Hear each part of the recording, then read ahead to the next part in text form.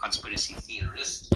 However, over the past couple of years, in all of us checking through the history of Zionism and many of the false flags like USS Liberty and even 9/11 and JFK and RFK and the bombing of the King David Hotel and the Irgun and all of these other things.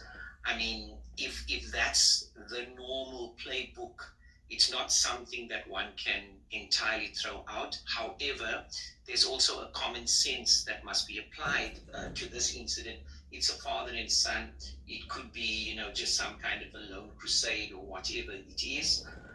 But be that as it may, I 1000% agree with the host Diligent to say that, okay, if that is the case, we cannot paint everyone with the same brush, because if that is the case, I'm Catholic, Hitler was Catholic, so do you say that all Catholics are racist and fascist and guilty of Holocaust? Of course not. In the same way, if Zionists and Jews, the IDF soldiers are committing a genocide in Palestine, we cannot paint all Jews with the same brush. So I'm just saying, there's a common sense that must be applied over here. And then just lastly, there are certain things that we know and certain things that we don't know, and it's perhaps a good exercise to separate those things. So I mean, what we also know is that a couple of months ago, Australia for the first time voted in favor at the United Nations General Assembly